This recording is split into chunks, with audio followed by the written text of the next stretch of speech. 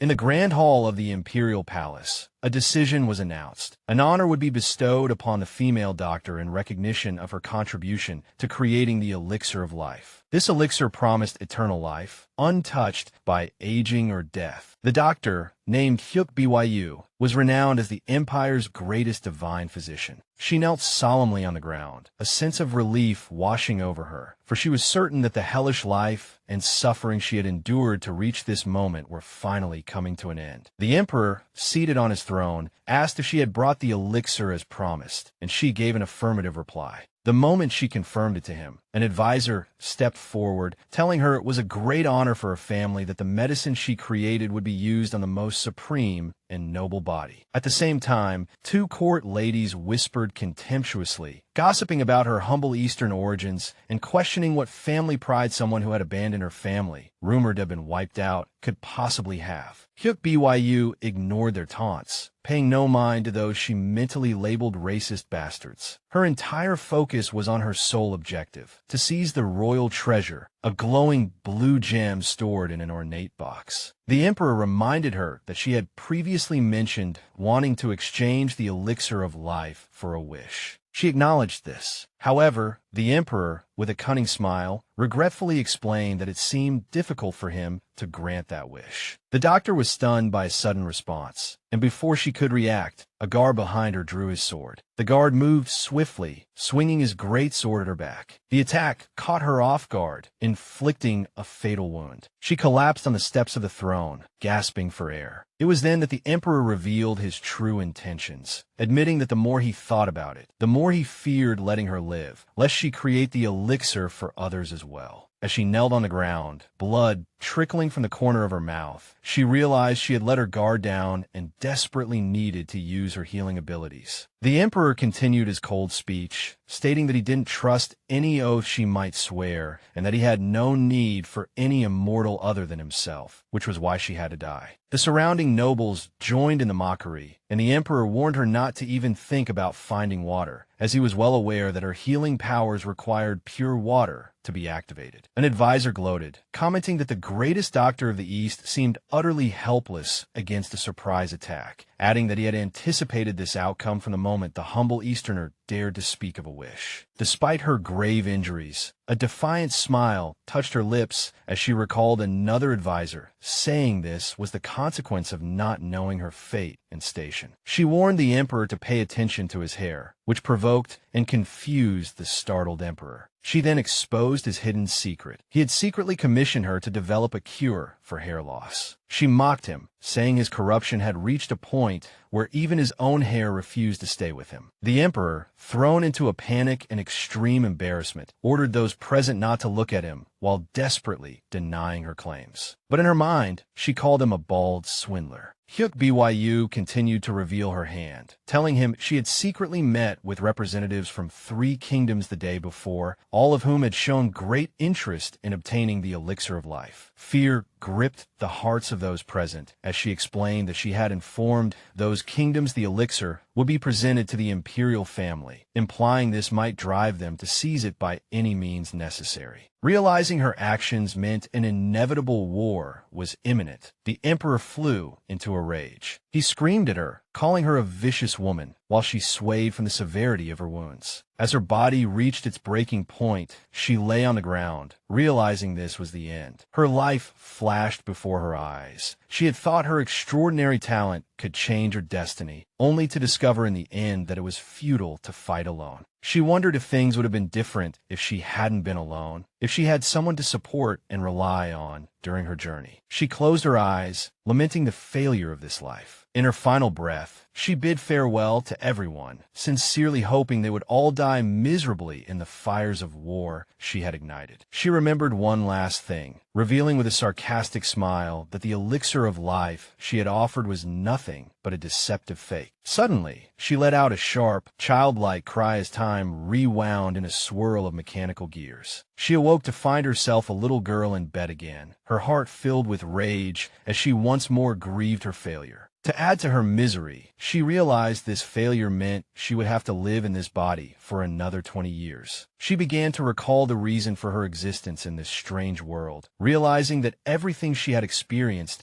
was because she had been summoned into the plot of a novel her friend was obsessed with. That friend had talked incessantly about childcare novels and about this particular one until her ears bled. One day, she woke up trapped in this novel's world, angrily wondering why this curse had befallen her instead of her friend. The name of the Eastern-style novel was The Genius Little Apothecary is Also a Divine Chef, and its plot revolved around the protagonist, Hyuk Ayan, who possessed the ability to heal others through her cooking. With her extraordinary talent, she won the hearts of many and saved countless lives. In the end, she even cured her father's terminal illness. Just as she was lost in thought, recalling the secret behind the protagonist's abilities, her teacher's voice cut through her distraction, demanding her attention. The teacher interrupted her, telling her to focus on the lesson. Feeling bored and annoyed, she thought to herself that this was the 4th time she had gone through this. It was understandable when she was first born into this character, but she couldn't understand why she regressed to the age of 3 every time she died, which made repeating this beginning incredibly tiring and tedious. The teacher explained that the reason for their meeting today was to test their ability to use their family's power. He mentioned that those who showed exceptional talent would receive special treatment from the main family, but before the test, he would give a brief history lesson. The teacher began by explaining that the continent they lived on was divided into 2 main parts, the Eastern Continent and the Western Continent. The Eastern Continent sanctified the sky, wind, nature, and water. The Western Continent, on the other hand, sanctified the earth and fire. He noted that their great family, the Hyuk family's ancestors, were mysterious figures who had crossed over from the Eastern Continent, a land protected by dragons who worshipped the sky and nature. Due to the dragon's blessing, the people of the Eastern Continent possessed abilities related to nature, such as water, wind, lightning, and plants. But the greatest and most unrivaled ability of all was an extraordinary healing power. The first head of the family, Hyuk Awa, used this healing power to save the emperor's life during a plague and was granted a noble title in return. Thus, they settled in the White Tiger Empire and established the ancient family of apothecaries and doctors, the Haywell dynasty. The teacher concluded the lesson, emphasizing that this was their ancient family history. She, however, thought to herself that they always used the pretext of a history lesson to hide a brainwashing process. He then announced the start of the test, asking the children to focus on the tools placed before them. In front of each child was a cup of water, a fan, and a piece of ore, and they had to choose whichever they preferred. She was surprised to find that they were actually using pure water this time. Finally, the teacher explained that they had to use these tools to treat their assigned patients and revealed a room full of bedridden patients. She realized that these patients were nothing more than test subjects brought from the slums. The other children panicked at the sight of the patients and began to scream and cry, calling for their mothers and fathers and wanting to go home. She walked over to her assigned patient, noticing he was in immense pain, suffering from severe bed sores that emitted a pungent smell of pus. She was furious at the cruelty of this family, who would make children treat critically ill patients just to discover those with abilities among them. She wondered what crime these children or patients had committed to deserve such treatment. Despite her outrage at this cursed family, she suppressed her anger. An examiner tried to force her to sit down, warning her not to get up, but Hyuk BYU paid him no mind. Her only thought was to get this test over with, which confused the examiner. She dipped her hands into the bowl of pure water, determined to end this. Suddenly, a massive force of water erupted from the water containers around her, flowing throughout the room and stunning everyone present. As the water swirled around her, she summoned her true identity in this world. She was Hyuk BYU, the cousin of the original protagonist, the family's hidden genius, an apothecary with special abilities and exceptional medical skills. She remembered her friend's description of this character in the novel. She was said to be a child of extraordinary talent and beauty, but she was also very fragile, destined to die like a butterfly in her youth. Despite this inevitable fate, when she first possessed this body,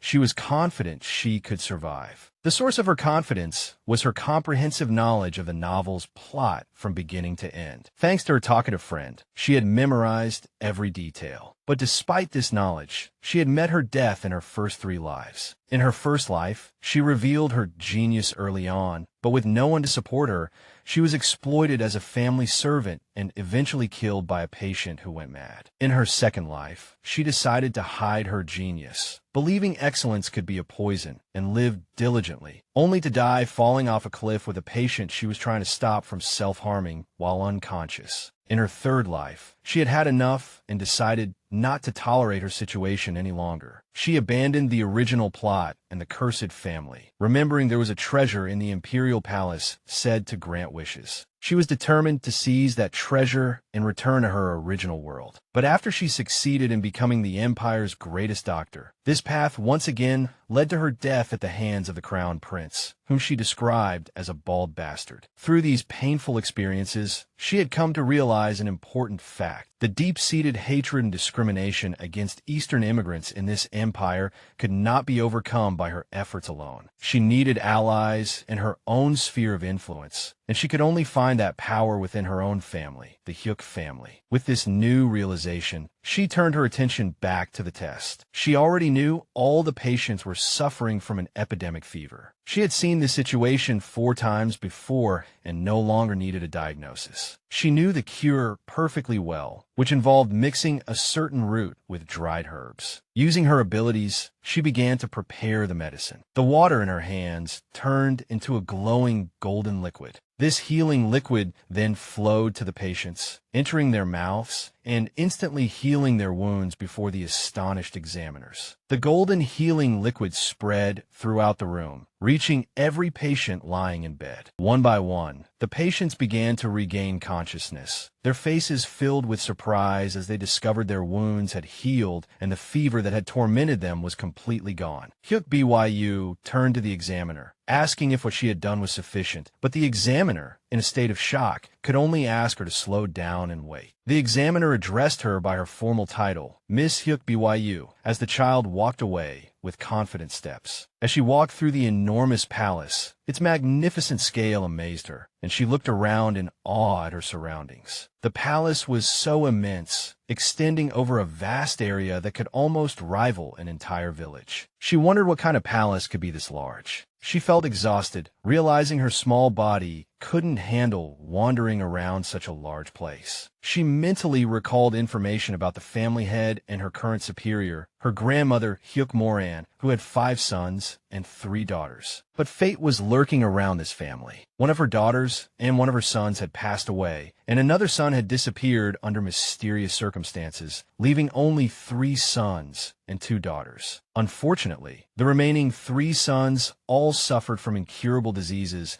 and were confined to the east wing of the palace. Among these 6 sons, one was her father, and another was the father of the story's protagonist, Hyuk Ayan. It was only natural that these great warriors, once renowned for their strength, would end up bedridden after being drained by incurable illnesses. The Hyuk family was slowly crumbling, heading towards ruin and disappearance. For this reason, the matriarch was fanatically searching for a genius to lead the family and save its fate, holding regular tests that gathered everyone from distant relatives and illegitimate children to detained children like herself. Hyuk Byu knew from her previous experiences that no matter how well one performed in these tests, it was impossible to catch the matriarch's attention. The aunts who controlled the family's affairs from behind the scenes deliberately withheld information to eliminate all potential rivals to their own children. Realizing that what happened in her past lives would repeat itself, she decided there was no need to follow the old path, and that the best course of action was to follow the path of the original story. But there was one obstacle. The protagonist, Hyuk Ayan, was only 2 years old and currently of no help. This meant she had to pave the way herself first. Her new plan required clearing the obstacles from the protagonist's path, allowing her to shine. She had to make her the family head as soon as possible. That way, she was confident she would get another chance to enter the imperial palace with her, and then she could obtain the treasure and return to her original world. To achieve this, she first had to find one person. Just as she was lost in thought, she tripped over something and fell flat on her face. She clutched her nose in pain, feeling hurt and dizzy. When she looked up, she saw a handsome man lying in front of her, the very person who had tripped her. In that moment, she realized she had found the person she was looking for, the youngest son among the three brothers confined to the East Wing. He was her uncle and the father of the novel's protagonist, Hyuk. She approached him and tried to wake him up, shaking him gently and calling him uncle. When he didn't respond, she slapped him hard across the face. She slapped him repeatedly to try and wake him, but he didn't stir, and instead, her small hand ended up hurting. She realized his condition was more serious than she had thought. He wasn't sleeping in the middle of the hallway because he enjoyed sleeping on the floor, but because he suffered from severe narcolepsy and sleepwalking to the point where he couldn't live a normal life. And this was the incurable disease her first patient in this life suffered from. Her uncle, seeing that he didn't react even after she hit him like that, she felt a wave of despair. She looked resentfully at her reddened palm. She wondered if his body was made of steel, because he hadn't woken up and the pain in her palm had only increased. She decided to treat herself first, so she took out a bottle and poured water into a small bowl. She had to treat herself first. She used her first ability, self-healing with water. The water surrounded her hand and began to heal it, but this ability required extremely pure water to work. She immediately felt better, but she regretfully remembered that this healing method only worked on herself. It didn't matter, though, because she had a second ability. She refocused on the most important issue at hand, how to wake her uncle from his deep slumber. It was clear he wouldn't wake up easily, but she had no intention of giving up, as this was already her fourth life. She was determined not to waste a single day, and this would be her final attempt. Mustering all her strength, she gave him another resounding slap. But even this attempt failed. Suddenly, her uncle grabbed her wrist firmly. Then he lifted her up by her clothes. Finally, her attempts were starting to work as he began to stir and yawn. Her uncle sarcastically said that this was the first time he had ever encountered such an assassination attempt. He continued to hold her by her clothes and asked who she was. In that moment, she remembered her friend's words from her past life, describing the novel's protagonist as a princess. She also remembered her friend describing her uncle as having sharp tongue. At this moment, her uncle was asking if she wanted to die. His grip on her clothes tightened, nearly choking her. She struggled to scream at him, identifying herself as Hyuk, and called him a fool. He was stunned by her audacity, shouting in disbelief that she had called him a fool. But then he suddenly realized who she was, thinking she must be his second brother's daughter, because she looked exactly like her mother. As he let her go, she coughed violently, feeling angry and thinking, is this how one should treat a 3-year-old? A situation that increased her dislike for this novel by another 20. Her uncle then asked if she was the little butterfly, and she looked confused, repeating the word butterfly in a daze. Hyuk was surprised, wondering why everyone from her friend to her uncle insisted on calling her a butterfly. She suspected there might be some connection between her and butterflies in the novel's setting, as she had never heard this detail before. She ignored it and said to her uncle, asking why he was sleeping alone in the hallway. He stammered, claiming the weather was nice, but she mentally cursed him as a liar. She added that he couldn't even eat properly due to his narcolepsy attacks, and that his sleepwalking had worsened to the point where he had sent his daughter to live in the West Wing while he locked himself away in the East Wing. The desolate East Wing was for exiles, and unlike the West Wing, which housed the administrative departments and the main family's building, this wing was a refuge for the matriarch's 3 sons with incurable diseases. The residents here also included Hyuk and one of her cousins. She remembered that of these 3 men, only one was cured by the protagonist, Hyuk 10 years later. As for the others, including her father, they died before then. Although this would happen much later, she didn't have the luxury of waiting. This was the core problem. She couldn't wait a whole 10 years. She needed to obtain the royal treasure. The sooner, the better. She sat down in front of him and suggested they cooperate, as their interests were aligned. Then she whispered to him that she would tell him a secret that no one else knew. She told him simply and confidently that she was a genius. He looked at her contemptuously, asking so what, and told her to go spout her nonsense elsewhere. Unaffected by his coldness, she dropped her next bombshell, asking if he could maintain that stance if she told him she could cure his illness. He was shocked by her words, asking in surprise what she had just said. She repeated her words with a confident smile, assuring him she had the ability to cure the disease that everyone else had failed to. This was the genius she possessed. He looked at her skeptically, as if she were crazy, which she noted from his facial expression. She didn't blame him for his reaction. After seeing countless doctors and apothecaries fail to cure him, it was natural for him to doubt her words. But she knew things would get complicated if he treated her as just one of them. She took out her bottle again, telling him he would see and believe for himself after trying it. Before he could react, she unleashed her power and water burst from the bottle, surrounding him from all sides. He screamed at her, asking what was happening. She told him she would show him personally. She showed him her second ability, the one that had made her the greatest doctor in the Empire in her third life. As the water diagnosed his condition, she sarcastically told him to keep quiet, wondering if this was his first time receiving such a diagnosis. She reminded him that as a water ability user, he should be used to water, but he angrily denied it, calling her words nonsense. But her attention was drawn to a bruise on her own body. He then remembered that when he woke up earlier, he had mistaken her for an assassin and had not hesitated to use force against her. He wondered how this little girl could endure his attack without even screaming during the diagnosis. Water bubbles began to display images and information about his health, which shocked even Hyuk Byu herself, who described what was happening as insane. A complex network of information appeared before her, and she lamented the enormous amount of medicine her uncle needed. This was her second ability, to diagnose patients and create medicine through water. If the disease was one she had treated before,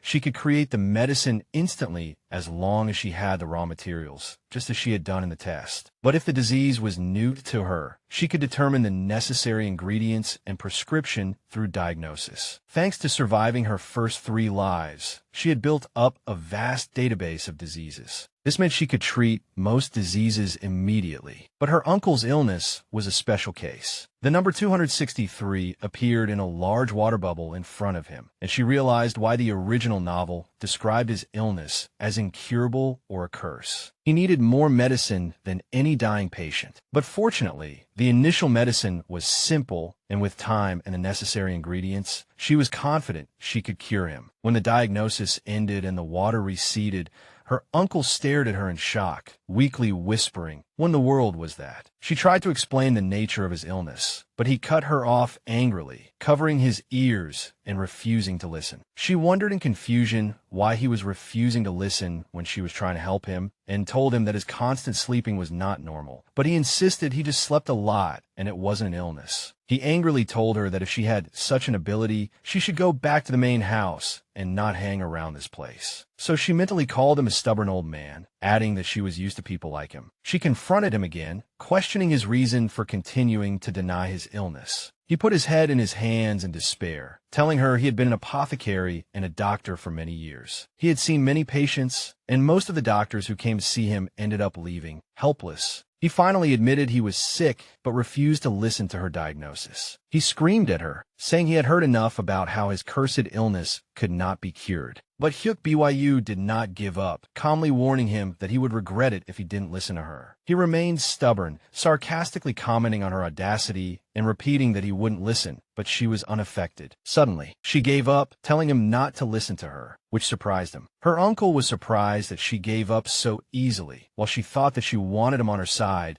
but hadn't expected to achieve it so quickly. She realized he had become sensitive after suffering from his illness for so long. So she decided to go back for today after just this one meeting. She bid him farewell, saying she would see him next time, but he told her to go back to her father. He then warned her not to tell his second brother about what had happened between them. As he walked away, she began to count silently in her head. 3, 2, 1. As soon as she finished counting, he collapsed on the ground again. She remembered her friend describing him as a sleeping prince, but she thought sarcastically that he was more like a stubborn damn uncle. She looked at the bruise on her arm, and a cunning smile appeared on her face. Hyuk Byu looked at the bruise on her arm, decided to let it stay for a while longer, and then left, determined to prepare some medicine. Meanwhile, her uncle, Barang, woke up feeling a wave of irritation and burnout instead of refreshment. He wondered in confusion just how long he had been asleep. This time, he knew his dragon-blessed body was stronger than most and could survive without food or water even while asleep. But that was all the blessing offered. He felt his time was being wasted, thrown away like trash. The ordinary days, the time spent with his friends, even the time he should have devoted to his only daughter, all of it was slipping away from him. The child he had once held in his arms was now grown and should have been able to call him father. His thoughts were interrupted by Hyuk Byu's voice shouting, "Uncle." He found her shaking him and slapping his face, trying to wake him up, warning him that his face would get crooked if he kept sleeping on the ground. He slowly woke up, mumbling in anger, while she cheered happily that he was finally awake. He angrily asked how she always managed to find him in places like this, and she simply replied that she had lived here for years, so how could she not? He complained that even his eldest brother wouldn't dare disturb him while he slept, yet this child came to find him every day. He painfully recalled memories of his eldest brother, remembering how he had comforted him, saying it wasn't his fault, that the guilt wasn't his to bear, but just. He looked at the bruise on Hyuk Byu's arm and then flew into a rage, thinking that for a healer, she couldn't even treat her own hand. Finally, he gave up and asked what she wanted him to do. Hyuk Byu took a small bottle from her bag, handed it to him, and told him, with a bright smile, that it was his medicine. He looked at her suspiciously, asking if she wanted him to drink medicine made by an uneducated, unlicensed amateur, but she insisted he try it. He sarcastically asked if she was planning to poison him, and she retorted indignantly, asking if he would really drink it if she admitted it was poison. He replied with a cold indifference born of despair, saying he didn't want to live anyway, so she should give him the medicine to prove he was willing to die for her. He was lying. He thought to himself, how could he bear to leave his precious daughter and die? Hyuk Byu interrupted him sternly, warning that death was easier than he thought. She told him he shouldn't talk about death so lightly. She reminded him that they were, after all, a family that saved lives. She began to list the details of his condition with surprising accuracy, saying his first symptom appeared 12 years ago when he fainted during a gathering at the main house. She went on to explain that now, when he fell asleep, he would sleep for 3 to 5 days straight, staying awake for no more than an hour each day. She warned that if he didn't eat properly, his symptoms would worsen and at a faster rate. She concluded by saying that this was her diagnosis of his condition. Then she offered him the medicine again, asking him to take it and assuring him there was nothing to lose by trying. Hyuk Byu confidently told him she knew he was worried because he had only encountered quacks so far, but she was different. She asked him to trust her, reminding him that she had said she was good at healing. Hyuk Barang remembered the words of Hyuk Byu's mother, who had called him young master, and told him he should trust her, saying her medical skills were the best. The uncle hesitated, then reached for the bottle and told her to give him the medicine. Hyuk Byu was surprised, as she had expected him to refuse again today. Her uncle wondered why she was carrying something almost as big as her body, and she told him it was her only container. He reluctantly agreed on the condition that she would stop bothering him if he drank the medicine, and she excitedly agreed. He took the bottle and drank its contents in one gulp. She thought in relief that it was a good thing there was an abandoned herb garden in the east wing, allowing her to prepare the medicine in advance. But as soon as he swallowed it, he tasted something incredibly disgusting and spat out the remaining liquid in disgust. He angrily asked her what it tasted like and what she had put in it, but she ignored his anger and coolly asked if he had finished the full dose. She offered him a piece of candy to calm him down, but he shouted his refusal. He accused her of trying to poison him, but she thought he was overreacting. The dragon's blessing made him more resistant to toxins than anyone else, and she reminded him that good medicine is bitter. She bid him farewell and left, but he angrily called after her, telling her to come back and explain. From that day on, Hyuk Byu started chasing him around with the medicine, insisting that he take it. She would appear at every corner, demanding he drink the medicine before going anywhere. Her catchphrase became, "Uncle, it's time for your medicine." He endured the nausea and swallowed the medicine every day. One day after he took it, she offered him a piece of candy as usual, but he refused as always. She said goodbye, telling him she'd see him tomorrow, and left. He sat there, watching her leave, wondering what on earth this child was up to. He thought that children usually asked adults to play with them or tell them stories, but this child cared for nothing but forcing him to take his medicine. Even stranger, she never mentioned her father. But he realized that his second older brother, her father, couldn't take care of her anyway.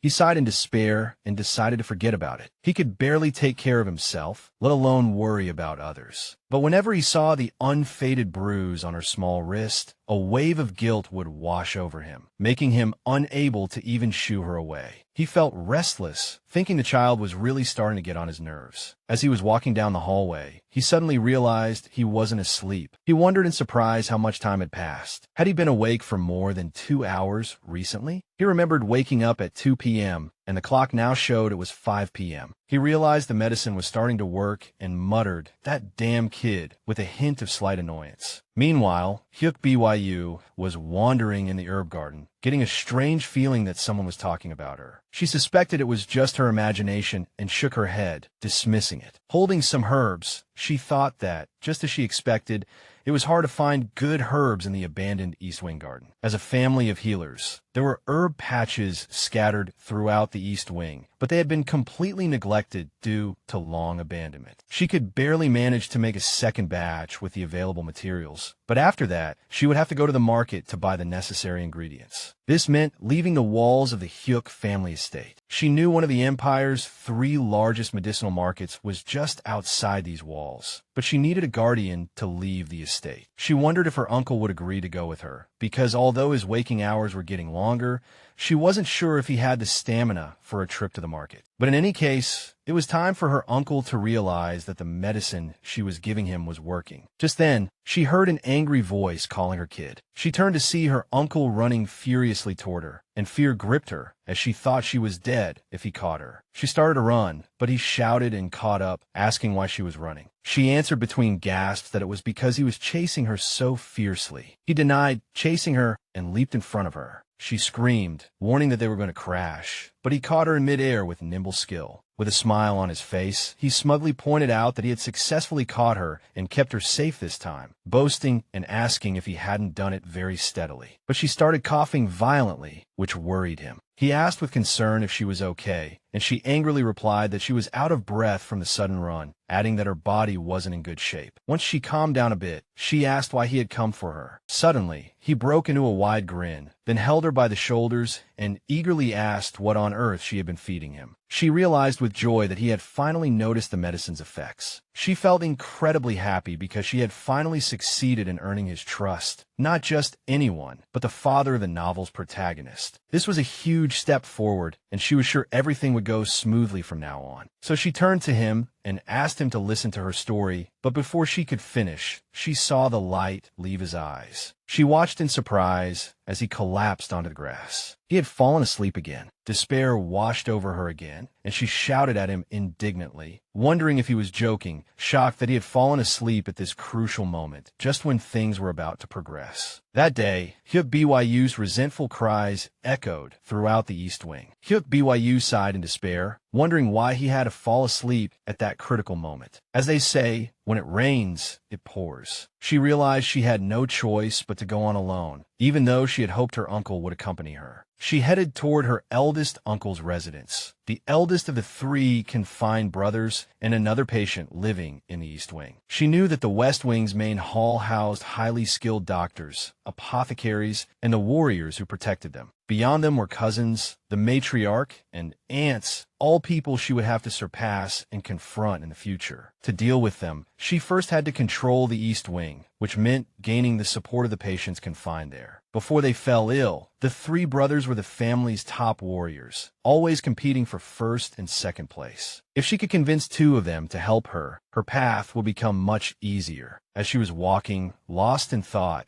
she bumped into someone and fell painfully, thinking how she was always bumping into things. The boy she had bumped into looked up and asked who she was. She immediately recognized him by his messy hair. It was her eldest cousin, Hyuk Gaiwon. She smiled, greeted him, and introduced herself as BYU. He mispronounced her name, and she corrected him, then asked if he was Gaiwon, and he was surprised she knew his name. She told him they were cousins, that his father was her father's older brother, and added that she had come specifically to see him. He coldly asked why she had come to see him. Gwyn asked if she had come to cause trouble too. BYU thought that perhaps because her father was also bedridden, they could find solace as comrades in misery. BYU sensed the malice in his words, but she understood his position, as some caregivers could become as sensitive as the patients they cared for, especially someone like Gwyn, who had been caring for his father alone since he was 5. She remembered that her own father was also ill, but she pushed the thought aside, refusing to dwell on it now. He interrupted her thoughts, saying there was nothing to talk about and telling her to leave. She tried to stop him, but he stated he was busy and had no time for the eldest uncle's affairs. He said sternly that her father's illness was her responsibility alone. He left her standing there and walked away, and she found him cold, especially since she had come specifically to treat his father. She sighed in despair and decided to come back later, realizing she couldn't face the dangerous eldest uncle without Gwyn or her other uncle by her side. As she walked away, she heard a voice mocking Gwyn, saying his devotion to his father was quite a spectacle. The bully wondered if he was still persisting with such futile care, saying it was time to give up. She immediately recognized the voice. It was her eldest aunt's son, who was mocking Gwyn and calling his father a madman. She looked at him in disgust, wondering how he dared to say such things. She hadn't expected to run into him here again. She remembered that the children of the Hyuk family had two paths: become doctors and apothecaries who saved lives, or become warriors who protected them. But Hyuk,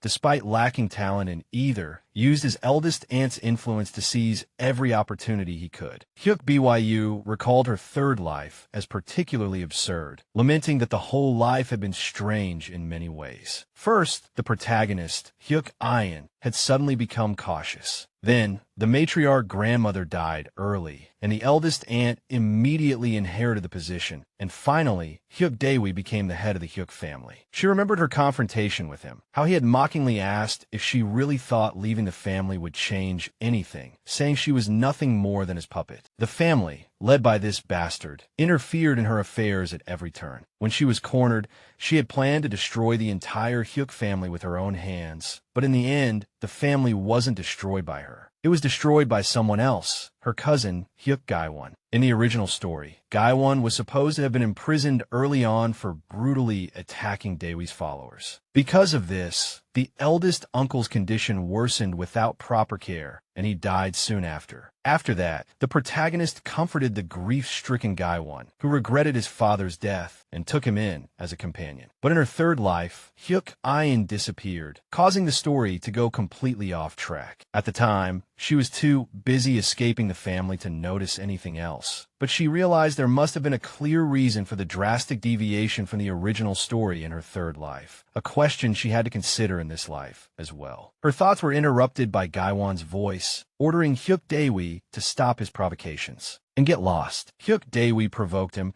telling him to look at his face and mockingly asking if he wanted to hit him, daring him to try. Daewoo thought to himself that he'd like to see just how crazy this bastard's son could get. BYU sensed the situation and realized things would get ugly if left alone. If it turned violent, Gwyn, who had no backing, would obviously be the one punished. She couldn't let him end up in prison again in this life. She screamed at them, unleashing her fury and calling them brainless idiots. She leaped toward them, shouting for her brother, whom she called a future genius, to wait and proudly declare that his world-class doctor of sister was here to save him. She arrived, panting, and scolded them for ganging up on him. She was suffering the side effects of her rapid sprint. Daewoo contemptuously asked who this little brat was, and one of his followers said he recognized her. He explained that she was the daughter of Lord Hyuk, one of the 3 brothers exiled to the East Wing, adding that he'd heard he had married a woman with colorful eyes and purple hair. Daewoo let out a sarcastic laugh and mockingly asked if it was a patient gathering day. Just then, Gwyn stepped forward to shield BYU, telling her to step back because it was dangerous and that he would handle things from here. She smiled secretly, knowing he was just acting tough, but was kind-hearted. She told him she had a plan and to cover his mouth and jump back on the count of 3. She began to count to 3, then threw some fruits she had picked onto the ground. Gwyn jumped back and covered his mouth, while the others began to cough and choke on the smoke from the fruits. Hyuk Byu commented in surprise that she had told him to jump back, but he practically flew, adding that a good assistant needs quick reflexes. Hyuk Daewee, coughing, screamed for his followers not to panic, that it was just a pirate fruit. Hyuk Byu thought sarcastically, so this is what they mean by even a rotten fish has its uses. Then she spat the plant in her mouth onto the ground. She explained in an arrogant tone that this fruit was used as the main fuel for smoke bombs in these parts. But, she added, she doubted they knew about this next part. Gaiwan noticed the smoke changing color and grew worried. Hyuk Byu commented that mixing the stem sap with the fruit turns the smoke poisonous. Daewee's followers began to feel stomach pains, an intense itching. Daewee screamed at her furiously, asking who she was and what she had done to them. She asked him with an innocent smile how he was feeling. He screamed as he attacked her, calling her a rat-sized bug,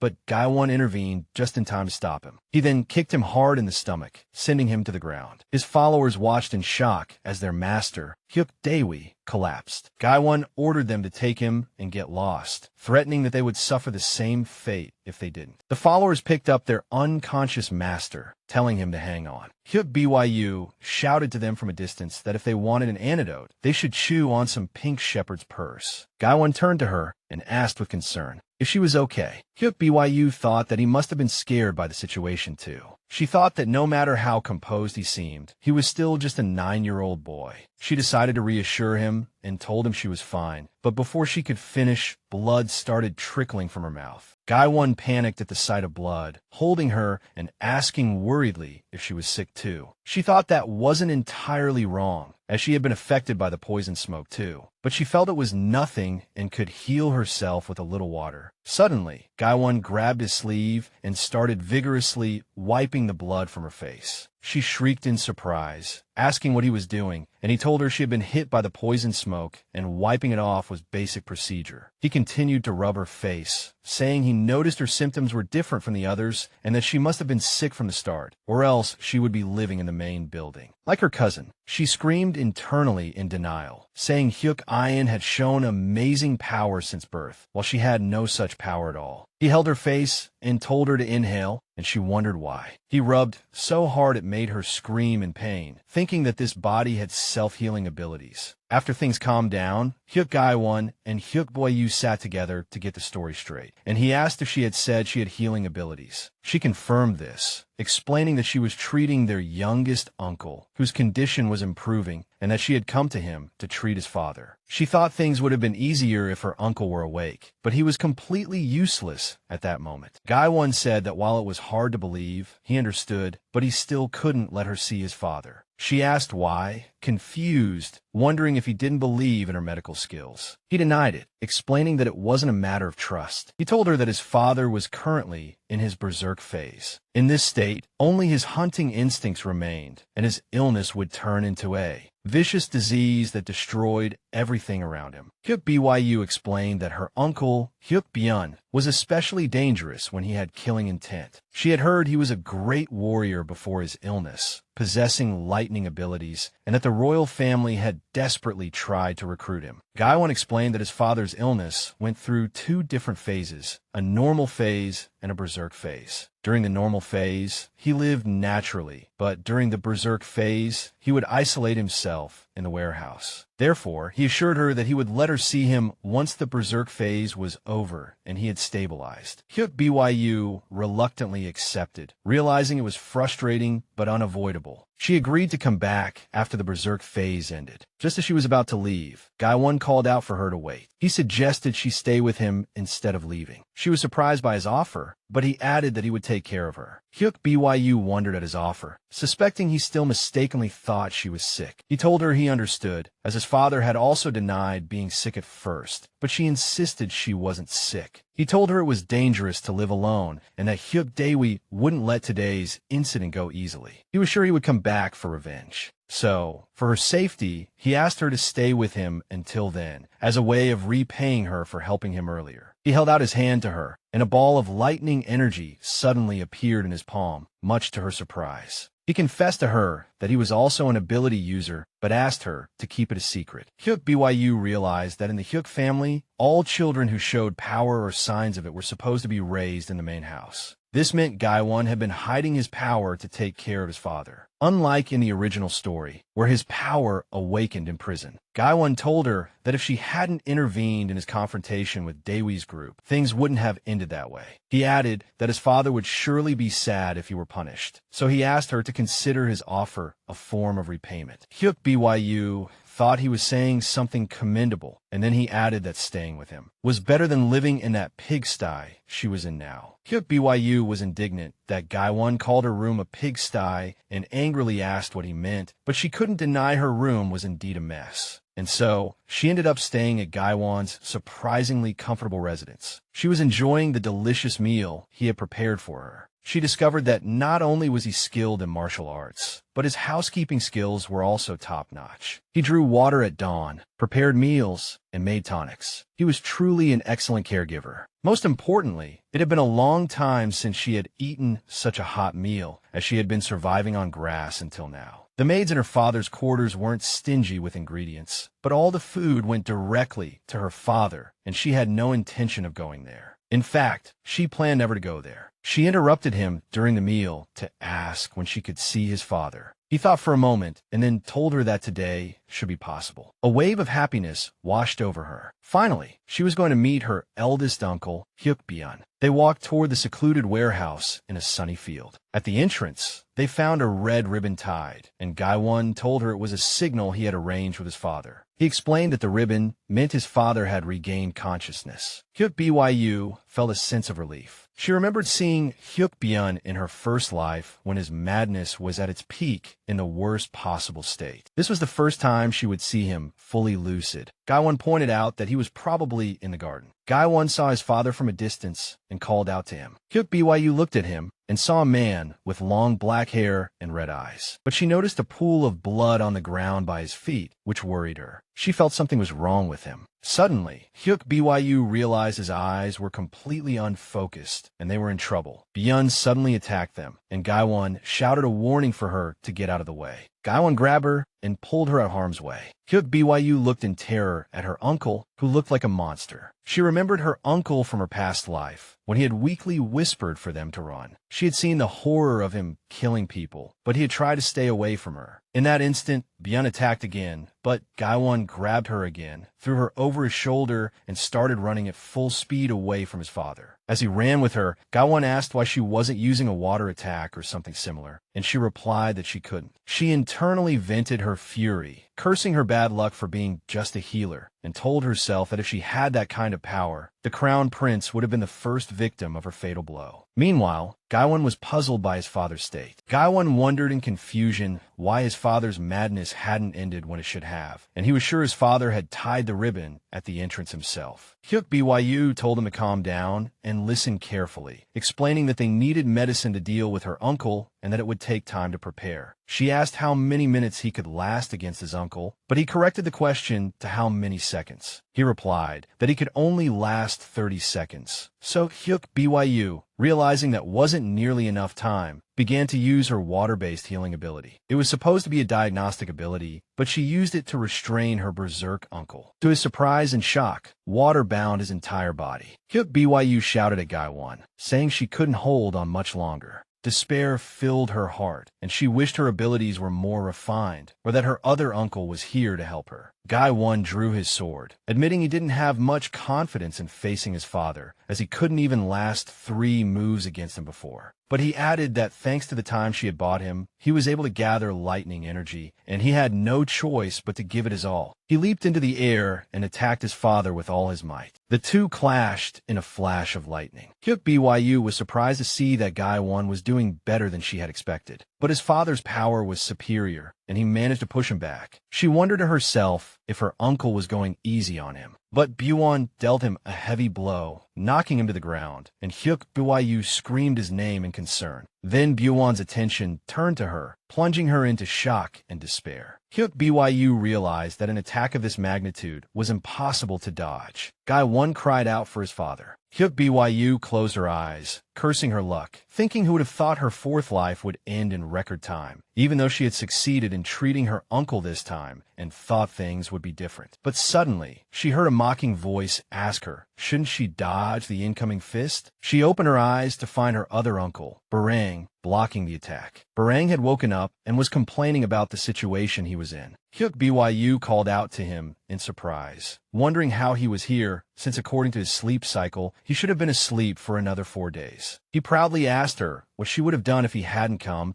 and commented on how cool it was for him to appear at the crucial moment. She muttered to herself, what was wrong with this man? Was he a complete narcissist? Byuan roared in anger. Barang said confidently that she might not know it, but he was a big shot too. He then unleashed a massive force of water, completely binding Byuan. Hyuk Byu noticed his water power was completely different from hers. Hyuk Byu realized her ability was just a medium for healing, while her uncle's was clearly combat-oriented, and she wondered if this was the so-called strongest water mage of the family, Hyuk Barang. Barang cursed his bad luck for having to face his older brother when he couldn't use his powers properly, because water was very weak against lightning. He called out to Hyuk Byu, telling her he couldn't hold out for long against his rampaging older brother, and asked if she had a way to stop him. She gave an affirmative answer and asked him to buy her a little more time. Barang immediately agreed, confirming that all he had to do was hold on. Suddenly, Barang used his ability to protect Hyuk Byu from a lightning attack launched by Byuan. Byuan screamed in rage, and Hyuk Byu wondered in surprise when her uncle had launched the attack. Barang told her that her medicine was truly impressive, but he added that he had told her he couldn't hold out for long. Hyuk Byu called out to Gwyn, reminding him that they were running out of time. She showed him a red flower and asked if he had seen anything like it in the East District before. He gave an affirmative answer, so he carried her on his back, and the two quickly set off in the direction he pointed. They arrived at a garden full of poisonous herbs, including poppies. Hyuk Byu wondered who would want to make drugs or painkillers here, as it looked like they were deliberately planted. Hyuk Byu used her water power again, calling out to her uncle, asking him not to give up and to hold on a little longer. Barang thought of his older brother, remembering what a good person he was before he got sick, but Byuan attacked him again, forcing him to dodge. Barang shouted angrily, asking if he wouldn't even give him a moment to reminisce, and if he really wanted to kill his own brother. He groaned in pain, thinking how all the brothers ended up with this damned cursed illness. He remembered the rumors, saying it was a disgrace to the Hyuk family that all 3 sons of the family head had contracted this terminal illness, especially since they were martial arts prodigies. Some said it might be a precursor to the family's decline, and that this suffering might be passed on to their children. Others openly questioned if the illnesses were hereditary. When Barang heard these words, he erupted in anger, demanding to know what the speaker had just said. The person recoiled in fear, claiming they were hallucinating. Barang remembered that moment, the person screaming for forgiveness in front of him. He left his daughter with someone he trusted and was confined to the East Wing. He didn't have much hope, thinking he would slowly weaken and die in an endless sleep. But thanks to Hyuk Byu, he saw a glimmer of hope that had once been extinguished. He felt much better, and his body was clearly recovering. He was determined to protect this lifeline. He yelled at his older brother, warning him that if she died, they would be the only ones to lose. Barang screamed at his older brother, reminding him that Hyuk Byu seemed to be the genius who could potentially cure all their illnesses. He pushed him away with force, while demanding that he wake up from his stupor. Meanwhile, Hyuk Byu arrived and called out to her uncle. Hyuk Byu threw him a syringe she had prepared, telling him to catch it. He looked at the syringe in surprise, and she yelled in front of him to stick it into an artery. He wondered in confusion which artery she meant, guessing she meant for him to stick it in the neck. He rushed towards his brother, dodged an attack,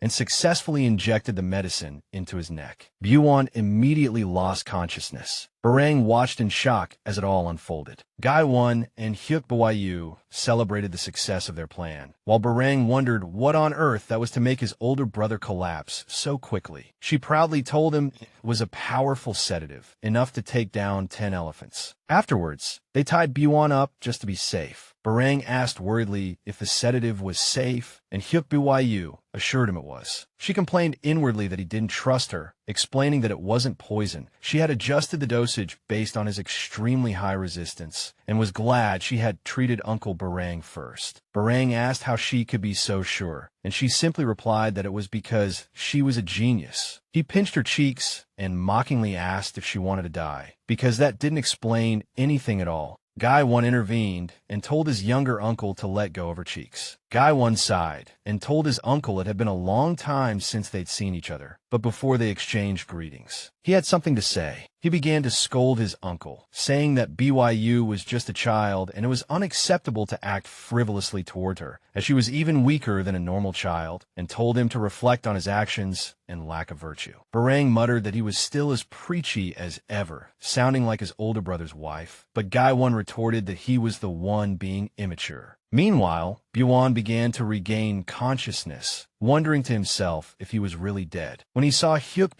before him, he thought a cute little fairy had appeared before his eyes, before his death. On the other hand, Hyuk was gazing at him, realizing it was the first time she had seen him when he wasn't rampaging, and he looked completely different from what she had imagined. Gwyn, tied up, wondered if he was still alive. Barang and Gwyn both reacted to his awakening. Barang asked if he was already awake, while Gwyn rushed to his father's side, calling out to him. Gwyn asked if his father was all right, and Gwyn reassured him, confirming he was fine, my son. Gwyn noticed his son's teary eyes and teased him not to cry, saying his handsome father was tied up and couldn't even pat his head. He continued to joke that he would go to the underworld and tell his mother that her son was a crybaby. But Gwyn pleaded with him not to say such things, explaining that the situation this time was really dangerous. Barang scolded his brother for still joking at a time like this, but Gwyn vaguely remembered making a promise to his late wife that if he ever hurt anyone again, she would kill him with her own hands. Then Gwyn turned to his younger brother and gave a simple greeting, which confused Barang. Gwyn wondered why he couldn't move, and his younger brother told him it was because of the sedative. Gwyn noticed that the sedative's effect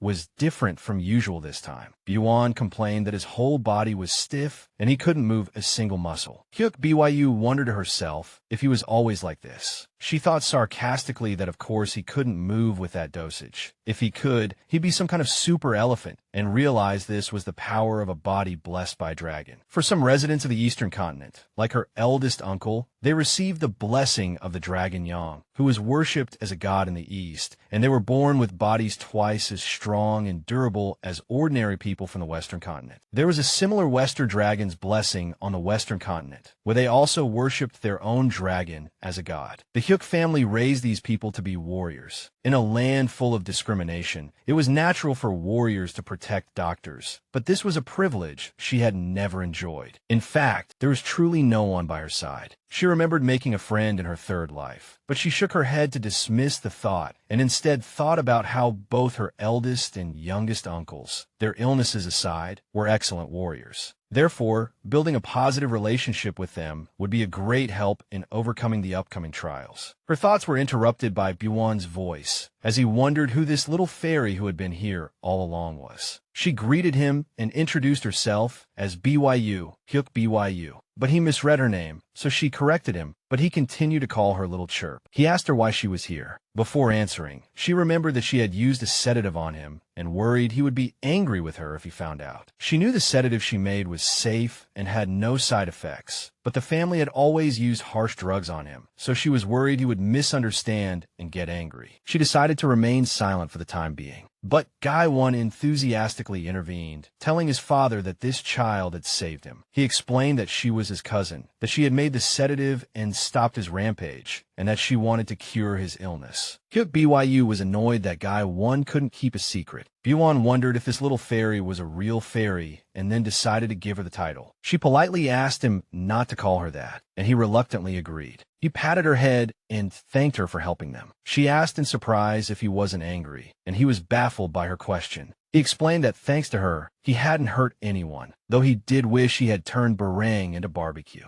Barang yelled at him, saying he should be grateful he went easy on him. Buon added seriously that he could have also hurt his own son, and that was what he was most worried about. He looked at her gently and told her she was his little savior. Hyuk Byu felt strange. Her whole life, this family had only treated her as a tool. This refreshing and uncalculated situation was foreign to her. He asked if she really intended to treat him and Barang, and she gave an affirmative answer. He said he was grateful for her sentiment, but there was one thing he didn't understand. He asked her why she started with them. He explained that she had closer family members than them, pointing to her father, Hyuk Byu. This shocked her. He mentioned her father who lived in the East Wing. Hyuk Byu thought of her father, Hyuk Byu, who had also fallen ill like his brothers and was confined to the East Wing. In the original story, he died an early death for unknown reasons, and at first, she had no intention of seeking out such a father. She had once been happy just knowing she had a father. In her previous life in Korea, she was an orphan. Although she made good friends and met people who treated her warmly, deep down she always dreamed of having a real family. Because of this, even when she was abused, lived like a slave, and was beaten and cursed, she waited. She held onto the hope that her father would one day come for her and save her. Then, she would finally have a home. But in her first life, she never met her father. In her second life, her longing grew stronger, and even when she was framed, she sent him a letter through a maid. She desperately asked the maid if he had said anything, if he would help her. The maid told her that her father said he had no daughter. Those words struck her a heavy blow. After being abandoned in 2 lifetimes, she left the family without hesitation in her third. This was her 4th life, and there was no longer a place for a father in it. Even if he had his reasons, the fact that he didn't help her remained unchanged. And if there were no reasons, her anger in this life would be even greater. She decided to focus on returning home. She didn't have time to care for a father who didn't exist in her life. She calmed herself down, realizing her uncle's question was not unexpected,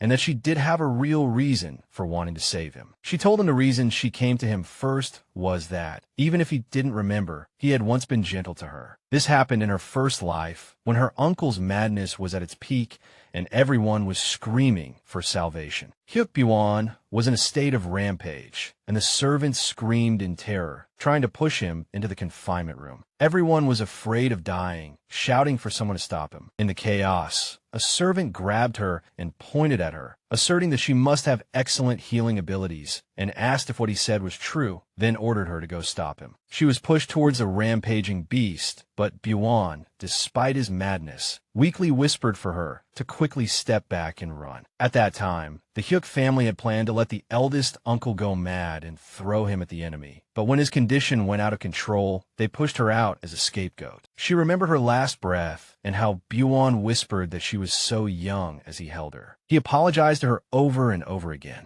But she thought to herself that he shouldn't be apologizing. The real evil was this family that wouldn't even let a person die in peace. She still thanked him, saying he was probably the only one here who would mourn her death. He was her eldest uncle, the only one who was warm to her. Buon was surprised by her answer and asked if the gentle person she mentioned was him. Hyuk Byu thought to herself that she had ignored him in her previous 2 lives because she didn't have the ability to help him, but this time she wanted to face him and help him. She smiled and told him that she had said he wouldn't remember. Buon said in surprise that it was strange. He didn't remember ever seeing such a pretty child before, to which his son, Gwyn, commented that his father sounded like a scoundrel for saying such things. Barang muttered, interrupting, "What about me?" and questioned Hyuk Byu why she came to see him only after seeing his older brother. Hyuk Byu thought it would be a bit awkward to say she came to see him to get a bodyguard against her eldest uncle's madness. So she replied that it was for some reasons, which angered Barang, who felt like he was just a side dish. Hyuk Byu suddenly faked a cough to escape the awkwardness, as she really should have come to see him first. She quickly changed the subject, assuring her eldest uncle that everything would be all right now because she could treat him. Buon thanked her, saying he was very grateful even if she was just saying it. Barang intervened and told his older brother that he should believe her this time, because he himself had been skeptical at first, but thanks to her, he had woken up after 3 days. Buon was surprised by his words. Barang emphasized that this meant she was the real deal. and not a fraud. Barang added enthusiastically that they might be facing someone who would become the strongest genius, not just in the city, but in the entire country. But Buon laughed at him, saying his younger brother was jumping to conclusions too early and had become a braggart after sleeping for so long. However, Buon thought that since even his difficult younger brother was saying so, she must indeed be different from the doctors they had seen so far. He turned to Hyuk Byu, saying she seemed to understand the rules here well for her age, and asked her a question. He asked her bluntly what she wanted in return for curing them. Hyuk Byu thought her eldest uncle was as sharp as she expected, as he had noticed her goodwill was not purely selfless. She told him that for now, she only wanted him to do one thing, which was to be her guardian and take her to the medicinal herb market. Hyuk Byu thought that now that she had connected with the future warriors, it was time for the next step, the stage of becoming the world's strongest doctor. But Buon told her that he thought that might be difficult. She asked why, and he explained to her that he and his brother were forbidden from leaving because they had a history of losing control and hurting people in the past. Hyuk Byu was shocked by this news. Barang explained that their bodies were marked with a tracking scent, and if they tried to sneak out, they would be immediately caught and punished. Hyuk Byu was extremely disappointed, as she had been looking forward to going to the market, only to find that the warriors she had worked so hard to win over were under house arrest. She wondered in despair if there was any other way, as she was too young to go out alone without a guardian. Buon told her that there was only one person in this East Wing, the only patient who was not forbidden from leaving. She immediately realized who he was referring to and whispered, "No way." He confirmed he was referring to her father, Hyuk Byu. Byu felt a wave of dizziness. She couldn't believe that after trying to ignore him,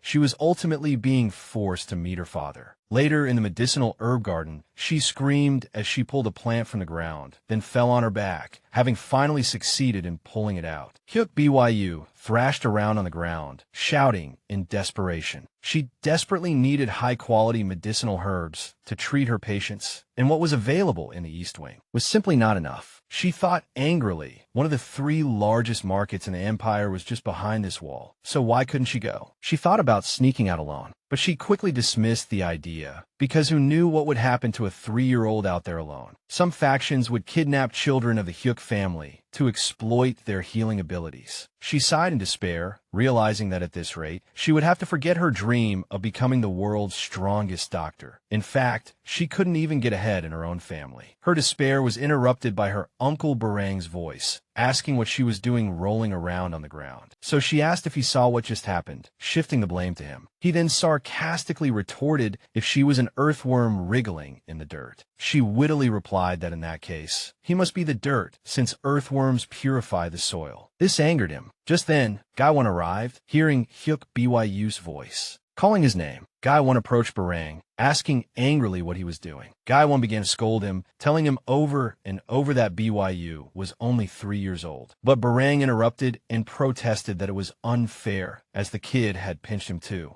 Gwyn continued his lecture, reminding him that he had to be delicate with a child and asking why he was like this when he had a daughter of his own. Barang replied that he planned to be the gentlest man in the world in front of his daughter. Hyuk Byu wondered to herself how that was possible when he ruined his image every time he opened his mouth. Gwyn intervened, saying he didn't realize his younger uncle lacked so much common sense, and suggested they talk for an hour. But Barang angrily refused, wondering why he should waste his precious time on him. Gwyn cleverly threatened him, asking if he'd rather go talk to his father instead. Barang immediately backed down, accusing him of playing dirty. Hyuk Byu noticed that Gwyn seemed quite uncomfortable in front of his uncle. She thought about how it had been 3 days since she first met her uncle and remembered when she asked her eldest uncle if only her father could do it. Hyuk Byu became desperate and short of words, wondering if there was really no other way. Gwyn smiled and answered her that there wasn't. Then he added, "But there is one way." He explained that if her father transferred guardianship to them, they might be able to negotiate with the family. Hyuk Byu sighed in despair, as this meant that after all, she would still have to meet her father. She sat and complained that she had been thinking about it for 3 days and still hated the idea that she really didn't want to see him. Guy 1 interrupted her, asking what she was doing. She replied that she was gathering herbs. So he suggested she leave that kind of work to her younger uncle, who had too much energy. Guy 1 added that she could also ask him, that it wasn't just his father and younger uncle who were saved. He told her that she was his savior too, and she remembered saving him from going to prison. She patted his head and told him to grow up strong and become a swallow that repays its debts. Hyuk Byu praised Guy 1, saying he must become strong and repay the favor. Guy 1 gave her an affirmative answer. Suddenly, they heard a strange, squeaking sound, which piqued Hyuk Byu's curiosity. A small fur ball emerged from Guy 1's clothes and let out another cry. The little creature leaped into the air and landed in the surprised Hyuk Byu's arms. Her uncle caught her before she could fall. The little creature made strange noises in her arms. Byuan told her that it was a no-eek. Hyuk Byu was surprised by the name, thinking it meant cerebrospinal fluid. But Barang laughed at her, asking why she would think of something so disgusting. He explained to her that he didn't mean that, but a spirit beast made of lightning. When an ability user's power is exceptionally strong, the power itself gains consciousness and takes the shape of an animal. Hyuk Byu remembered that the original protagonist, Hyuk Ian, had a spirit beast in the shape of sparrow,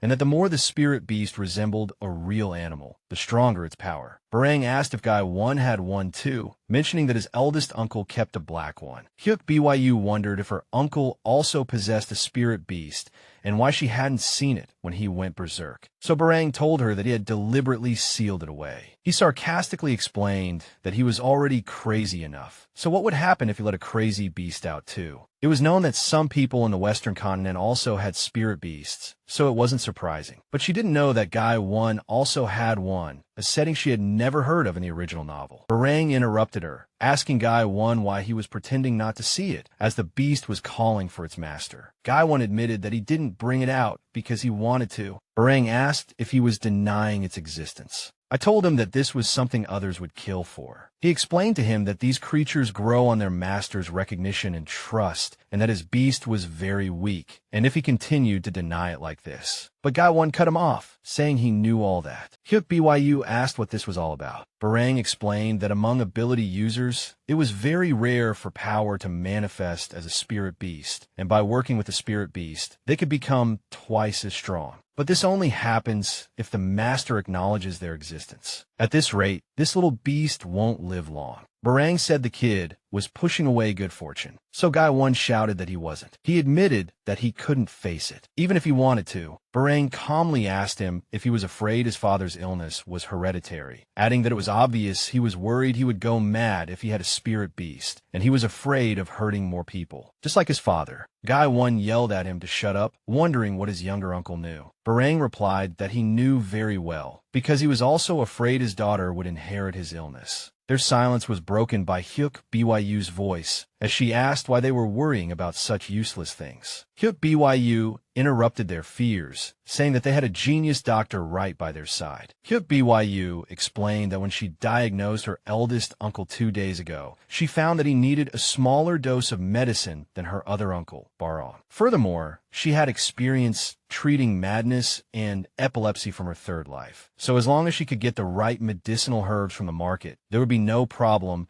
and she could also increase her body's efficiency while making the medicine. Since she already had a complete plan, there was no need for her cousin and uncle to worry at all. She reminded Guy 1 that he had seen her abilities with his own eyes, and that even the sleepy uncle who had an incurable disease was showing improvement, which made Barong very annoyed at the nickname. She confidently told him that she was even more outstanding than he imagined, and the more he saw, the more surprised he would be. She returned the spirit beast to him, telling him not to worry about other things, and just think about how to repay her kindness. She assured him that as long as he had this spirit beast with him, there would be no problem. Hyuk Byu remembered that in her memory, Guy 1 would become gloomy due to his father's death, but he would not suffer from madness. Even if that did happen, she was determined to cure him no matter what. Guy 1 explained that he didn't intend to abandon his spirit beast, nor did he plan to ignore it completely. He admitted that he felt scared and fearful, even wondering why this spirit beast had appeared when he had never wished for it. He confessed that his uncle was right, that he had always been afraid of getting the same illness as his father father, especially after the last visiting doctor told him it might be hereditary. But now he felt that things might get better, because even though he used to hate it, watching his father's condition worsen, he had fantasized about a future where he would also get sick, but he no longer believed that would happen, and it was all thanks to Hyuk Byu. He promised to work hard to repay this kindness, and since she was so amazing, she would surely need many warriors to protect her in the future. He said he also wanted to become stronger, and although he had been a terrible master until now, he hoped this poor little thing wouldn't disappear. He decided to face this child now. He embraced his spirit beast, promising not to turn his back on it anymore. Hyuk Byu recalled a line from the original novel, which said that spirit beasts and their wielders were closely connected life partners. In his previous life, Gwyn had denied the existence of his partner and ended up getting rid of it with his own hands. Hyuk Byu wondered how he must have felt back then, thinking that it was always a good thing to see a patient overcome their trials and recover, even though he wasn't exactly a patient. She added that sometimes these moments were the only solace in this terrible world, which impressed Barong, but Gwyn told him not to touch him so suddenly. Suddenly, the small spirit beast flew onto Hyuk Byu's hand, so she asked if it was thanking her. She thought it looked like a little chick and was very cute. This sweet moment was interrupted by her reminder to herself. She didn't have time to care about a non-existent father, but she saw that Gwyn had chosen to face his fears and believe in hope in the future. She decided that if that was the case, she had to face it too. It would be ridiculous to back down after speaking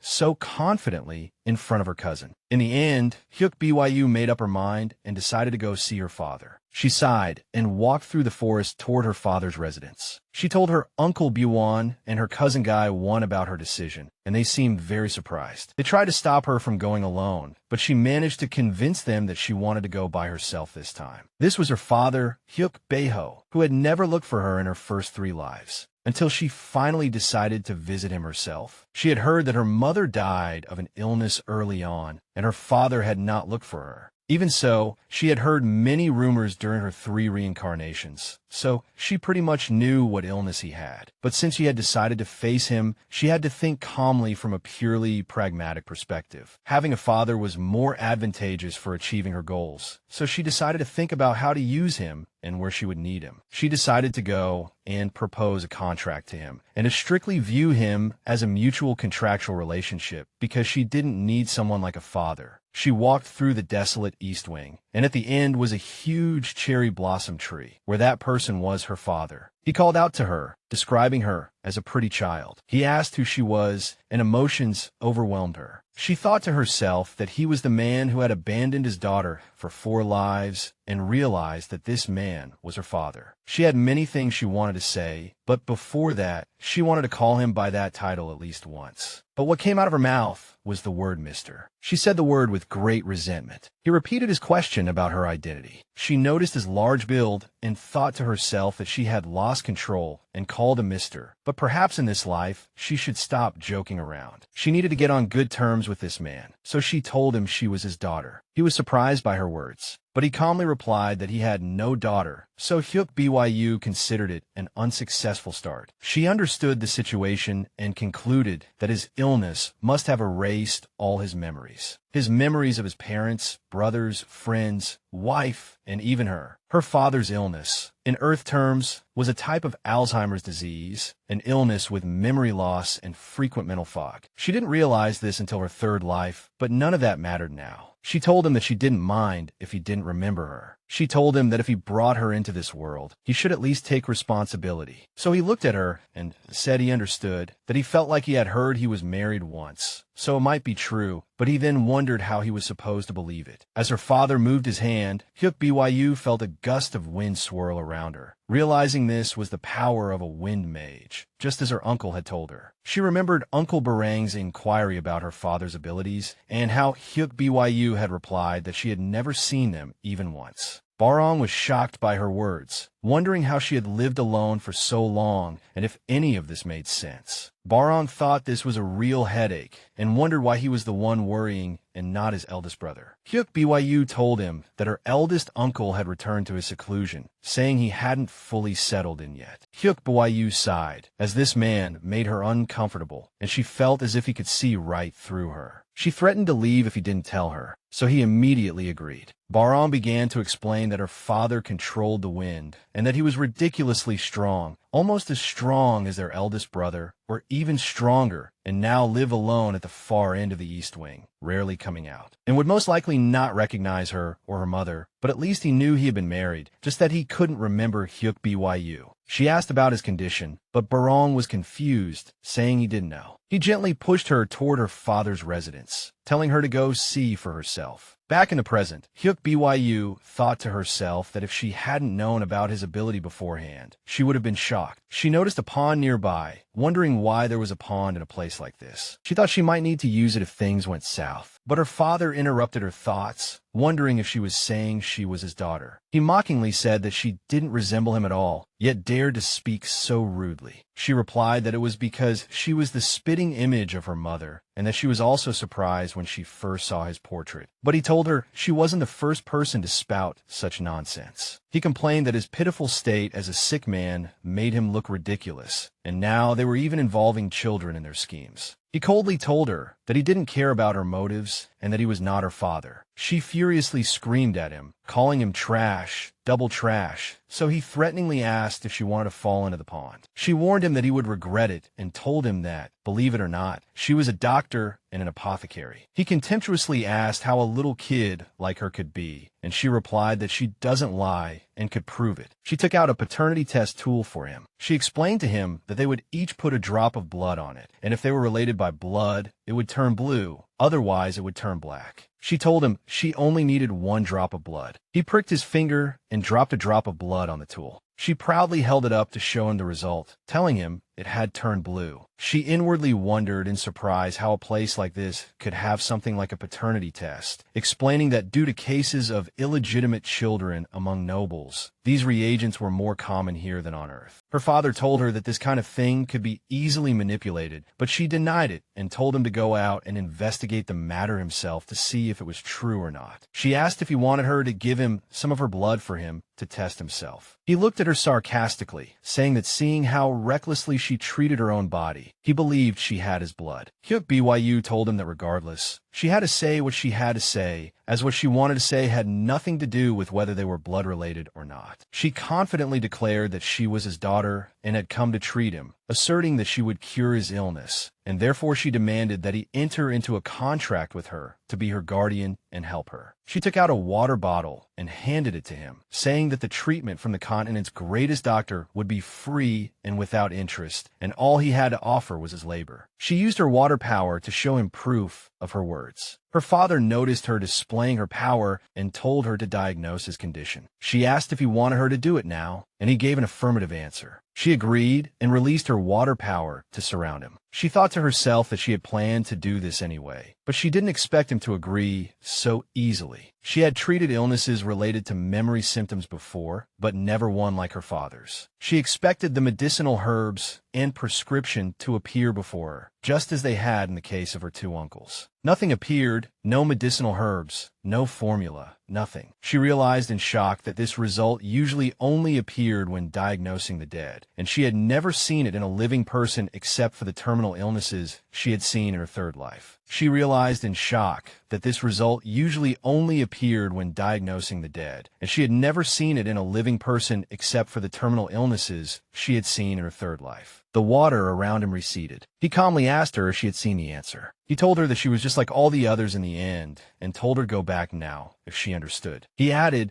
that he would not pursue the false accusation of her claiming to be his daughter. She clenched her fists tightly and said she wasn't lying. She admitted that she couldn't find the answer right away, but her power was real, and she had already shown him that she was a real apothecary and doctor. She angrily asked if he still didn't understand after seeing all that. She insisted that she was really his daughter and wondered why she would lie about something like this. She asked if he thought she came here because she wanted to. She explained that she had to go to the market no matter the cost, as there were many reasons to go there at this time, regardless of the medicinal herbs, whether he liked it or not. She had to convince him because she knew he didn't get sick voluntarily. She told him that despite that, he was still a truly terrible father and expressed her wish that he would one day realize it. So he coldly replied to her that if she was done saying what she wanted to say, she should get out of his sight immediately. So she turned and left in silence. Hyuk Byu screamed in anger, wondering who was joking, and asserted that he was her father. Then she scolded him, asking who said he couldn't be cured, and mentioned that he was giving up even faster than her uncle and eldest uncle. She looked at the pond, thinking the water looked clean enough and that there was no time to hesitate. It was a big gamble, so she jumped into the water. She was surprised to find the water was surprisingly clean. She said this was good. She could use this, and then decided to use her final ability. Her father jumped into the water to save her, and she surfaced, gasping for air. She coughed violently, and her father furiously asked what on earth she was doing, explaining that the pond looked shallow, but was actually very deep. She thanked him with a brilliant smile. Her father was surprised, so she told him she took back what she said about him being trash because he had saved her and was kind. He asked if she had jumped in on purpose, and she replied that she had her reasons, then asked him to submerge her in the water for a little while. He complied with her request, submerging both himself and the patient, her father, in the clean water. Now, all the conditions to activate her ability had been met. Her father looked at her in surprise. A giant water spirit beast appeared, and then it opened its mouth and swallowed them both. Inside the spirit beast, in the water, Hyuk Byu said she would now begin the treatment. She revealed her 3 abilities. The first was to heal wounds with water. The second was to diagnose a patient and know the ingredients needed for their medicine. The last ability, one she had never revealed to anyone, was the ability to heal a patient at the cost of her own lifespan. A tree representing her total lifespan appeared before her. She wondered how much of her lifespan would be consumed to completely cure this disease. A shocking result appeared before her. It would take her entire remaining lifespan. She wondered in despair if this meant she would die after curing her father. She realized there was no other choice, and that it was best to focus on improving his condition for now, rather than a complete cure. She decided to focus on restoring some of her father's memories. Meanwhile, in Hyuk Beho's memory, Barong was begging his older brother, Hyuk Beho, to let him go out in his place. Just this once. Hyuk Beho refused, saying he couldn't switch because he had a reason to go out. Barong mocked him, saying he was going to see that older sister again, which was what their eldest brother had said, and wondered if he was trying to run away because he was infatuated with her. Hyuk Beho felt embarrassed and asked if it was that obvious. Meanwhile, underwater, Hyuk Byu recalled a memory of her mother asking Hyuk Beho to include the character Byu in their daughter's name. Hyuk Byu saw her father and a woman in a garden and wondered if she was that woman. But she dismissed the thought, saying that although the woman looked like her, she was much prettier. Then she understood that the woman was her mother. She regained consciousness from the memory and came out of the water. Her father was still standing there with a dazed expression. So she asked him what he thought of her treatment. He grabbed her by the shoulders and asked her in shock who she was. He told her that no matter how talented any individual in the family was, there had never been anyone like her, and asked again about her true identity. But she put a finger to her lips to silence him and replied with a mysterious smile that it was her trade secret. She explained that her ability to trade her lifespan to cure illnesses was a secret, and if it got out, her safety would be at risk. She mentioned that she had only used this ability once a long time ago and never thought she would see her mother's face. She was concerned about one part, which was that her father had lost consciousness the moment her mother's memory appeared. So she concluded that it was likely her father hadn't seen those memories and wondered if this was related to his illness. But she remembered that her ability had been proven, and then her father asked what she intended to do now that she had proven her ability to him. So she smiled and pointed to the family's main house, saying she was going there, to the main house of the Hyuk family, and explained to him her desire to be acknowledged and not grow up as an outcast. She proposed a contract and a deal to him, stating that she would treat him in exchange for his help, and assured him that when she grew up, she would be able to treat him better. She thought to herself that if she really returned home in this life, then this body would be useless. She told herself that just before going back, she could use her remaining lifespan to treat his illness, and thus asked him to be her guardian and help her. After a long silence, he asked for her name, so she reminded him that she was his daughter, and replied with a smile that her name was Hyuk Byu. He repeated her name and commented that he had seen many doctors and apothecaries, but she was the first one to show signs of improvement, and said he felt as if he was possessed to have a doctor her age. Hyuk Byu thought her father's improvement was temporary and that the symptoms would continue. Since he would soon forget about this, she decided to speak lightly and told him she was from another world. So he asked if she was sent there because she was also sick, and she angrily replied that she wasn't sick and that her abilities were real. Her father wondered to himself how to believe such a thing, but after a moment of thought, he agreed and told her he would help her and grant her wish. Hyuk Byu felt the warmth of his hand on her head and thought she was fantasizing about that gentle feeling. He told her that it was said both he and her mother contributed a character to her name, noting that this was the only story she had heard about her parents in her third life, and added that she would have preferred him not to remember that, considering their impending separation, forgetting was a better option. Hyuk Byu recalled his daily routine of waking up in the morning and leaving that place. He would sit under the cherry blossom tree until sunset, and strange thoughts would come to his mind, but he would soon forget them. The feeling of wanting to go somewhere would quickly dissipate due to his lethargy. The dream of the red silk appeared in his mind again, so he wondered about the identity of that woman. Behind the silk, she whispered to him that she wouldn't tell him the gender of the fetus. He heard a clear laugh that made his chest ache faintly, but the dream always ended before he could get closer to her. He also remembered another scene, where one of his sisters demanded his execution, warning that if he completely lost his memory and became an enemy of the Hyuk family, he might swing his sword at anyone due to his cruelty and amnesia. Her husband supported her, describing his brother-in-law as a dangerous man and preferring to have him brainwashed, while his other sister mocked that his empty head would make the brainwashing very successful. He remembered the assassin attacks that always coincided with the times he began to forget, wondering who was behind it this time, his sisters, his brother-in-law, or the head of the family. Despite feeling exhausted, he decided he wasn't going to die quietly. As he stood by the pond, he remembered Hyuk Byu's question about his opinion of her treatment and her request to accompany her to the market. So he finally called her daughter. Hyuk Byu woke up in bed. She felt very tired and wondered how she had gotten back yesterday. She remembered the excitement after signing the contract and fainting on the way back. It was the result of exhausting her energy and the weakness of her young body, and she wondered if Hyuk Gwyn had brought her back. Someone interrupted her thoughts, asking if she had slept well. She screamed in terror, calling out Mom, then told him he had scared her and asked why he was there. He replied he had been watching her because he had entered a stable period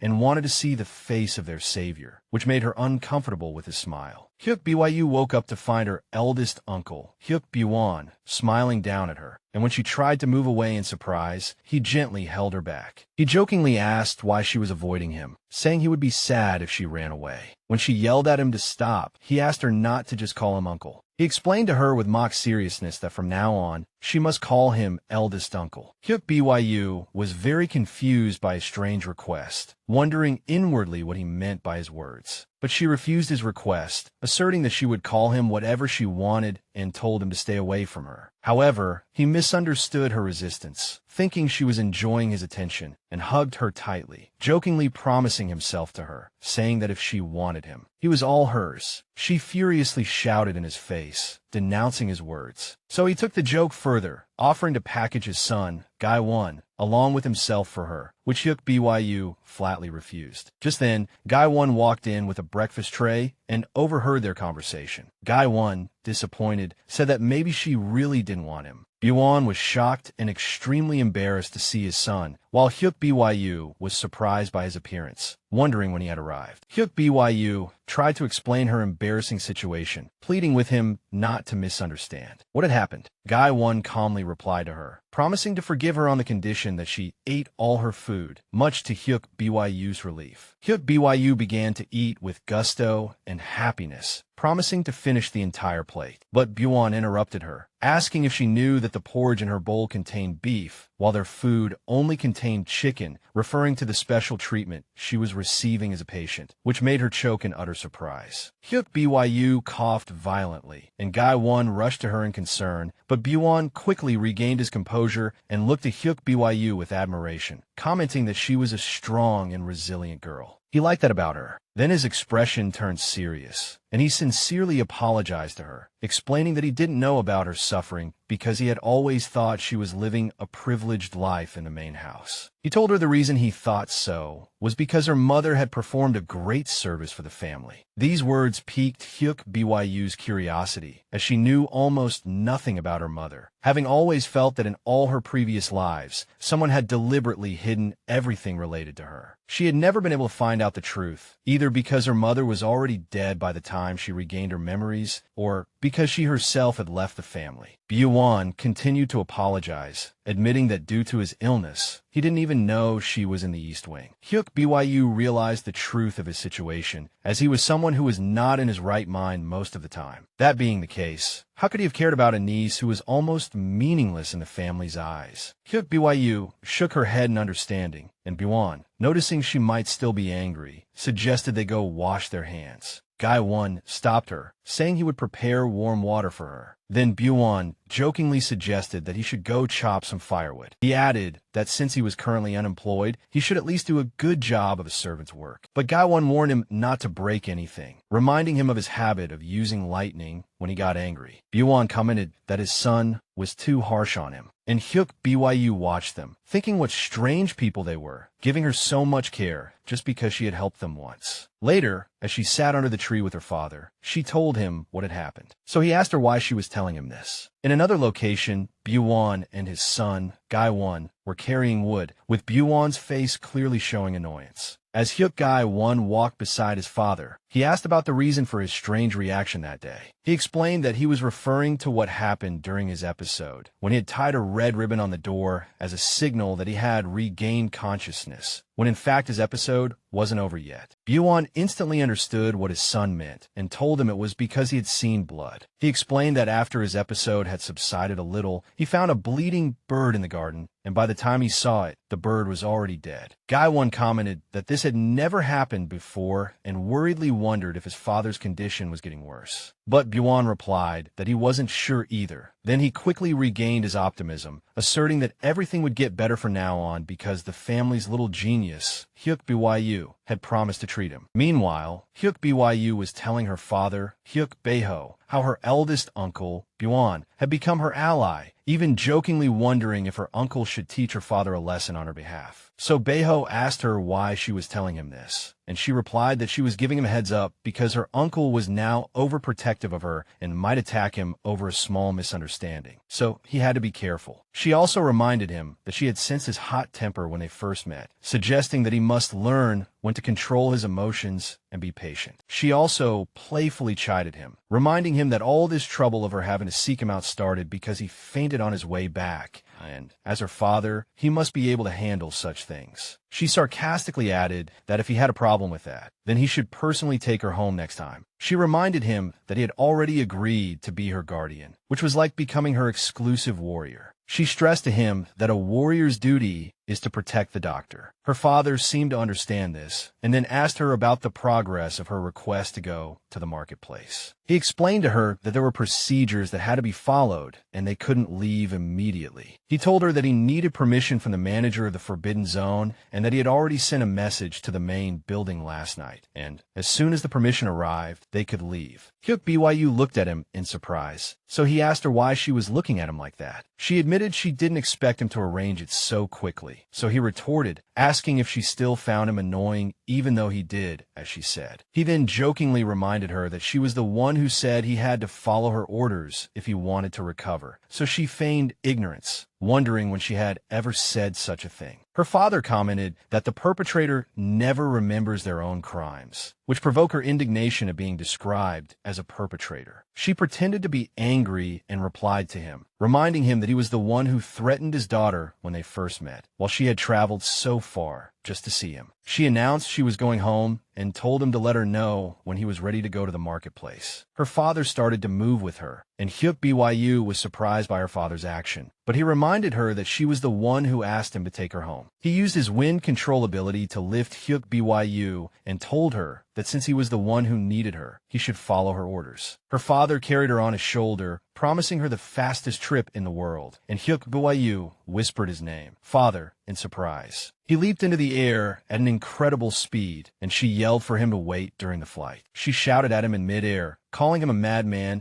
and wondering what 3-year-old would ride such a high-speed roller coaster. After landing safely, Hyuk Byu regained her composure. Her father asked where she lived, and she thought to herself that as long as she was with him, she might be able to leave the East Wing. Later, she was struggling to grind herbs in a large stone mortar, complaining that her small hands kept slipping. Gwyn took the pestle from Hyuk Byu's small hands. When she tried to take it back, saying she would do it herself, he gently teased her, wondering what her tiny hands could do. Gwyn chided her for staying up late last night, and she replied that she was preparing medicine for her uncles. She thought to herself that it had been 2 days since she last saw her father, and she hadn't received any news from him, so she had to keep herself busy, even preparing a special emergency medicine for him. She worriedly wondered when the reply she was waiting for would arrive, and threatened that if it didn't come by tomorrow, she would storm the main building herself. At that moment, Gwyn offered to take over the grinding and let her rest. Gwyn noticed that she was very bad at asking for help and wondered why she didn't rely on the people around her. Hyuk Byu was taken aback by his question. Then she answered him that it was because she had never had anyone to rely on. She recalled her third life, when she had barely managed to escape from her family, thinking everything would be fine, but she learned the hard way that the world is cruel to a girl with no background, regardless of her abilities. Then she recalled a memory of someone telling her that this was what he liked about her. She remembered how she corrected him, saying he had to call her doctor, so he praised her with sweet words, calling her the greatest doctor in history. He even added that she was the most beautiful in the entire continent. She remembered how she refuted his words, wondering what her beauty had to do with it, while he asserted to her that she was truly beautiful. But in the end, this one person she had opened her heart to was the one who betrayed her. Hyuk Byu returned to the present, feeling that all her enthusiasm for work had suddenly vanished since she first used her life force. She compromised, letting Gwyn take over the task, and then handed him a basket of herbs to grind. Then she pointed to a large pile of leaves and materials, telling him to process those as well. As Gwyn struggled with the task, she watched him with a smile, thinking to herself that she shouldn't let him think that making medicine was an easy job. As she observed her surroundings, she noticed that her eldest uncle, Gwyn, was not present, so she asked Gwyn about it. He told her that his father had gone to see someone to inform them that he would no longer continue with that job. He explained to her that his father had gone to the main building, which was located in the west wing of the Hyuk family's territory and looked like a wealthy small village, unlike the desolate East Wing, because a large number of people lived there, from the family head to direct members and other branches. Hyuk Byu wished she had known earlier that he was going there, so she could have asked him to inquire about the permission she was waiting for, as she had thought he meant he was going to see a friend when he said he was meeting someone. She rashly commented that she didn't think her eldest uncle had any friends and immediately apologized to Gwyn. He reassured her that he wasn't asking for an apology, as his father was indeed the type of person who might lose friends due to his sharp tongue. Hyuk Byu wondered if he was being too harsh on his father. Then she asked him if he had stopped that strange job because of her request, and he gave an affirmative answer. Hyuk Byu felt immense joy and satisfaction. She then seriously warned her cousin, Gwyn, not to do such things again. Hyuk Byu suggested that he use the power of his spirit beast for better things, which made Gwyn smile in appreciation. Then she asked about his spirit beast. As soon as Gwyn summoned it, the small, yellow creature that looked like a fluffy chick appeared. The creature flew directly towards Hyuk Byu and landed on her nose, making her sneeze uncontrollably. As she sneezed repeatedly, Gwyn told it to stop bothering her and come back to him. Hyuk Byu commented that his spirit beast stubbornness must have been inherited from him, which Gwyn denied. She asked him if the thing would stay a fur ball forever, and Gwyn told her he didn't know either, but his youngest uncle had told him that its shape would change as it grew with him. He added that his uncle said that as it grew, it would transform into a shape closer to a real animal, and that spirit beasts that looked like animals from the start were more powerful. Hyuk Byu then remembered that the spirit beast of the story's protagonist, Hyuk Ian, had the shape of a sparrow from the very beginning. Hyuk Byu commented that this was to be expected for a protagonist who had all the advantages, and that her uncle knew more about spirit beasts than she had expected. Gwyn explained to her that it was because his youngest uncle, Barong, dreamed of becoming a scholar, which which greatly surprised her. She thought to herself how a figure like her uncle could dream of being a scholar, and Gwyn told her that he had heard it from his father and that it didn't suit him. He added that for a while, he studied hard with her father because of his eldest aunt. Byu was shocked, wondering how her father, the man who made a 3-year-old ride a roller coaster, could have scholarly inclinations. Byu commented that her uncle didn't seem like the type to be a scholar either. Gwyn decided to change the subject